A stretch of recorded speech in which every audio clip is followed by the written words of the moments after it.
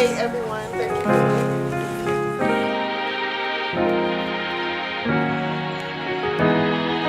you. Like I did like 8 drafts of that first pilot script, and initially I was working with Larry Wilmore and really focused it on the relationship and the relationship between Issa and Kamali, and that repass of the draft and created the Lawrence character, and that's really what they took to. And so then, you know, Insecure was born.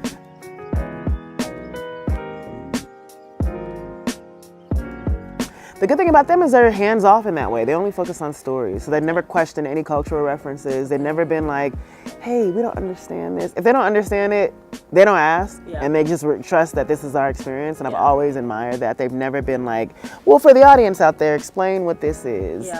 So they've just let us be purely Black, even in the hiring process. And that's been the best part. The character who Kamali was based off of is based off of my real life best friend who grew up in the hood and, you know, ended up going, you know, was the only member of her family to go to college and became an amazing lawyer, and going through that college system, and her standards changed. And then we make fun of her about that all the time. Like, you forgot, like, you still go home to the hood every Christmas. But then there's just, you know, there's just something realistic about that. And, you know, there are definitely class discrepancies within the Black community where, you know, even where certain people identify Blackness, sometimes it's solely in relation to like the working class experience. And even now we're seeing a resurgence in the representation of the middle class or the upper middle class experience. And now people are kind of resisting and being like, well, where's the working class experience? And so there's just so many facets that we have yet to explore, but I've noticed that there have been cycles in this, you know, cycles in representation of the class system of Blackness, and that always interests me.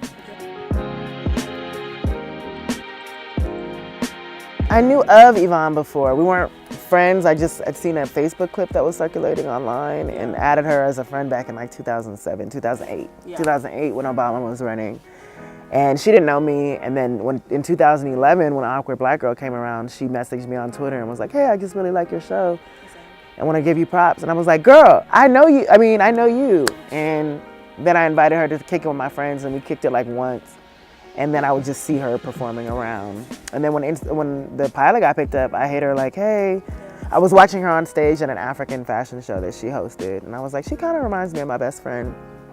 And so when the show got picked up, or the pilot rather, I hit her up like, hey, you know, you should audition for this if you're interested.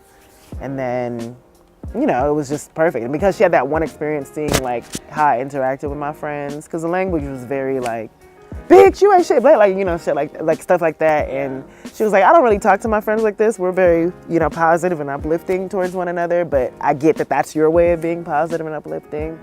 But her, and then a lot of the cast from Awkward Black Girl, you know, I had such a great time working with them. I knew that I wanted to bring them in, even though it wasn't the same show, bring them on in some capacity. And so we've been able to fit them in, you know, here and there throughout the season. But yeah, Black creators, because our content has been so limited over the years, and yeah, that there is more of an expectation to represent the entire Black experience, which is impossible. And initially with the condoms thing, I was like, what are y'all talking about? Like, why us when we've been watching it? But then, you know, someone broke it down to me that they felt so related to the series and to the characters that they couldn't see themselves just meeting and having sex without condoms. So in that way, it was a compliment. It was just like it, and that's why I felt like I had to address it, because we work so hard to tell these stories, and if there's any moment that's taking you outside of the story, then I'm like, then I'm mad. Then I'm like, ugh, you're not paying attention to the things that we're trying to lay out. So let's address it in some way. But in a sense, it's like a compliment. Like if you're seeing yourself so much in these characters that you're putting yourself in their shoes and being like, I would not do that, then great.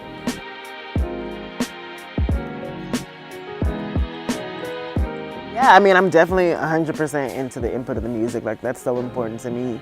And I've been working with an amazing music supervisor, Kier Lehman, just in terms of him providing, you know, music that that is predominantly, you know, women-based, that is independent, that's LA based, and then of course taking from my own personal playlist. We also had Solange in the first season as the music consultant, who was just amazing in terms of setting the tone and putting me onto other artists as well. Right now it's just, you know, me and Kier playlist, like figuring out, finding people. That's the most exciting part, because if the music's not right, to me the episode is trash.